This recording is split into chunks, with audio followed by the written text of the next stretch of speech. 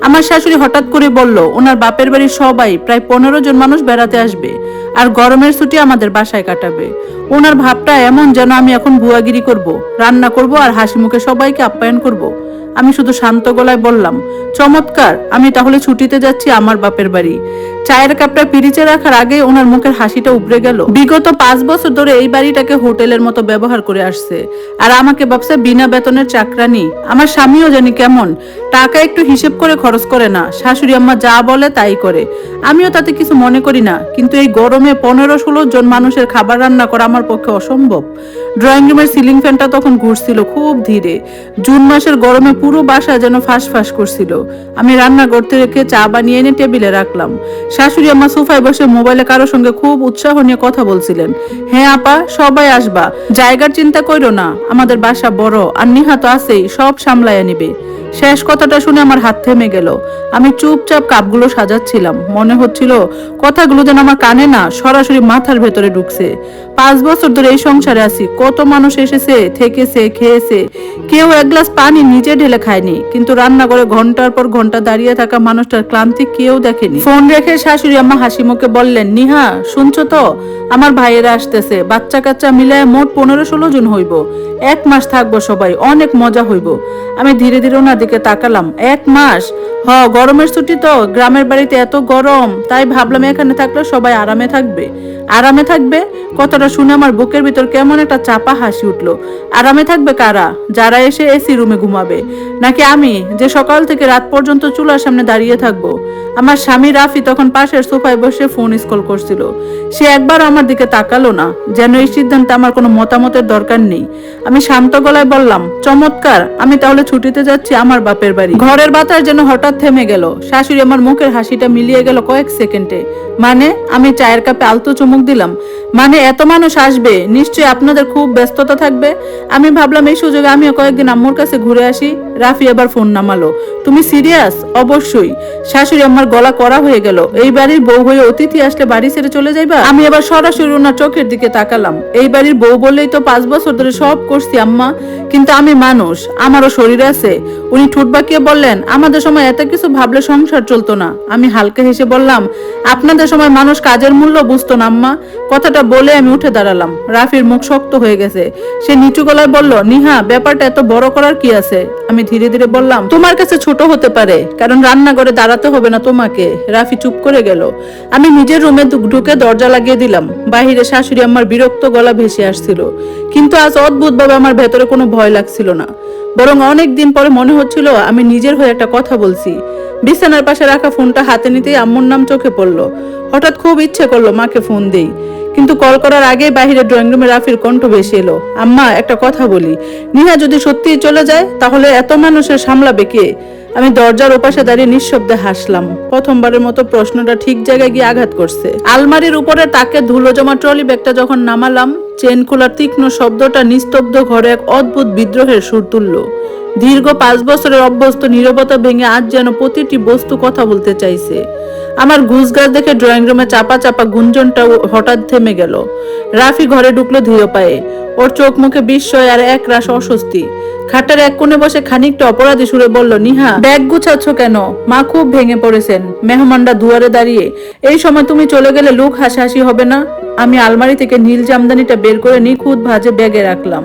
ওর দিকে না তাকিয়ে শান্ত গলায় বললাম, লোক হাসাহাসি নিয়ে তোমরা ভাবো রাফি, আমি ভাবছি আমার বেঁচে থাকা নিয়ে। গত 5টা বছর কতবার বাপের বাড়ি যাওয়ার কথা বলছি আমার।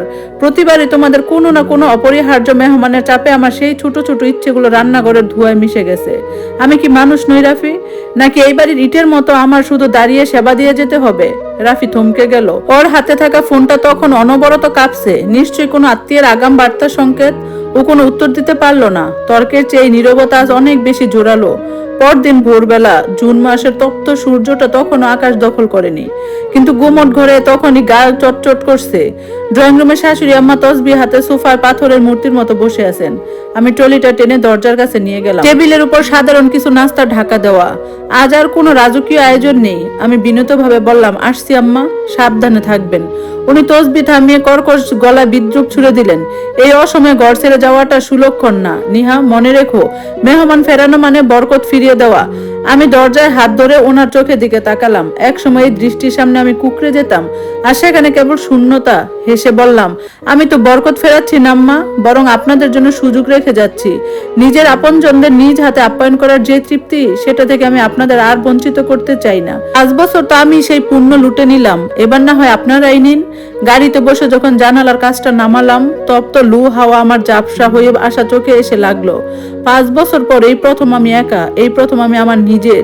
বিকেলে বাপের বাড়ি পৌঁছানোর পর ফোনটা সাইলেন্ট করে রেখেছিলাম। কিছুক্ষণ পর ফোনের স্ক্রিন জ্বলে উঠতে দেখি রাফির 13টা মিস কল আর শাশুড়ি আমার একটা ভয়েস মেসেজ। প্লে করতে ওনার বিপর্যস্ত আর্তনাদ কানে এলো, নিহা ও নিহা, কথা শোনো মা।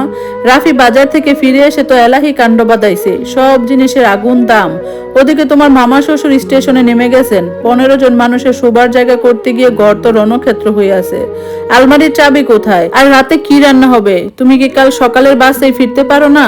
আমি মেসেজটা শুনলাম দুবার। বুকের ভেতর কোনো মোচড় দিয়ে উঠলো না, বরং এক গভীর প্রশান্তি টের পেলাম। ওনার কাছে আমার প্রয়োজনটা বউ হিসাবে নয়, বরং একজন নিপুণ যন্ত্রের বিকল্প হিসাবে। রাত 10টার দিকে রাফির ফোন এলো। ওর কণ্ঠস্বরটা একদম ভেঙে গেছে, যেন কোনো কুল না পাওয়া নাবিক। নিহা, আমি আর পারছি না। মা সারাক্ষণ অস্থির হয়ে আছেন, মামারা গরমে মেজাজ হারাচ্ছেন, চাল ফুরিয়ে গেছে, আর ঘরদোর সব অগোছালো। তুমি ছাড়া এই বাড়িটা কেন জানি আবর্জনার স্তূপ মনে হচ্ছে। প্লিজ ফিরে এসো। আমি জানালার ওপাশে ফুটে থাকা কামিনী ফুলের গ্রান নিতে নিতে বললাম, রাফি, বাড়িটা আগেও আবর্জনার স্তূপই ছিল। আমি শুধু নিজের হাড় জ্বালিয়ে সেখানে ঘর সাজিয়েছিলাম। এখন তোমার প্রিয় মানুষদের নিয়ে সেই ঘরটা গুছানোর দায়িত্ব তোমারই। শুভরাত্রি। ফোনটা কেটে আমি চোখ বন্ধ করলাম। 5 বছর পর আজ আমার বালিশের কোনো দুশ্চিন্তা নেই। কাল সকালে উঠে আমাকে 15 জনের রুটি বানাতে হবে না। প্রথমবারের মতো বুঝতে পারলাম, বিদ্রোহ মানে সবসময় চিৎকার নয়, মাঝে মাঝে শুধু না বলে নিজের ছায়াকে আগলে রাখাই আসল জয়। পরের দিন সকালে আম্মুর হাতের 1 কাপ চা আর গরম ধোয়া ওটা পিঠা নিয়ে বারান্দায় বসলাম। ঠিক সেই মুহূর্তে রাফির একটা লম্বা মেসেজ এলো হোয়াটসঅ্যাপে। কোনো ভূমিকা ছাড়াই সে লিখেছে, মা অসুস্থ হয়ে পড়েছেন। মেজো মামার ছেলে বাথরুমে বালতি ভেঙে ফেলেছে। 15 জন মানুষের জন্য রান্না করতে মা কোথায় থেকে যেন একজন কাজের মেয়ে আনছেন। মা আর কাজের মেয়েটাও হিমশিম খাচ্ছে। সবাই জিজ্ঞেস করছে তুমি কোথায়। নিহা, নিজের মান সম্মান এভাবে ধুলোয় মিশিয়ে দিও না। আজকের মধ্যে টিকিট কাটছি, তুমি ফিরে এসো। আমি মেসেজটা পড়ে হাসলাম। মান সম্মান শব্দটা আমাদের সমাজে শুধু মেয়েদের কাঁধে কেন সওয়ার হয়, সেটা আজও এক রহস্য। আমি রিপ্লাই দিলাম, নিজের মান সম্মান তোমরাই রক্ষা করো রাফি।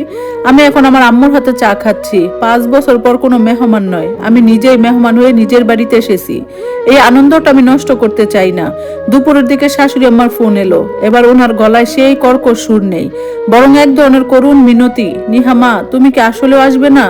তোমার মামারা তো বলছিল যে বউ বাড়ি থেকে পালাইছে। রাফি বাজারের ব্যাগ নিয়ে রান্না করে বসে আছে, কিছুই বুঝতেছে না।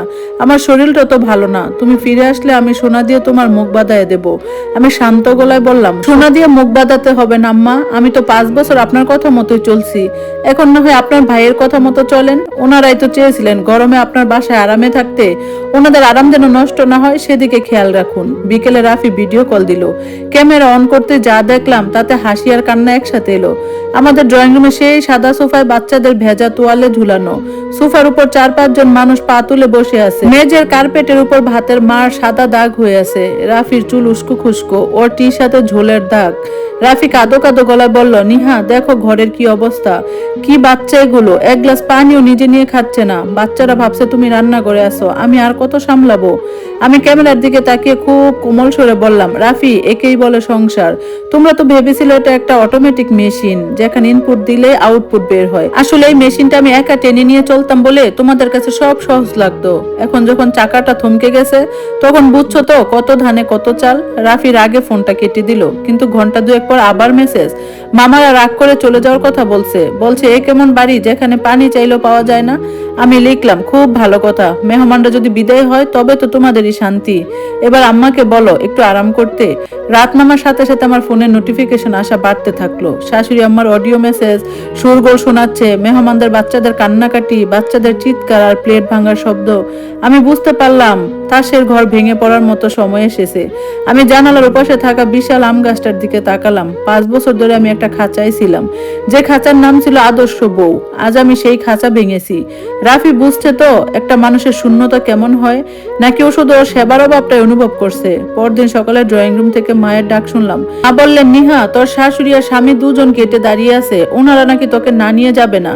আমি আয়নার সামনে দাঁড়ালাম, চুলগুলো পরিপাটি করে আশ্রালাম, মনে মনে একটা শক্ত প্রতিজ্ঞা করলাম, আজ আমি ফিরবো ঠিকই, তবে বুয়া হয়ে নয়, মানুষ হয়ে।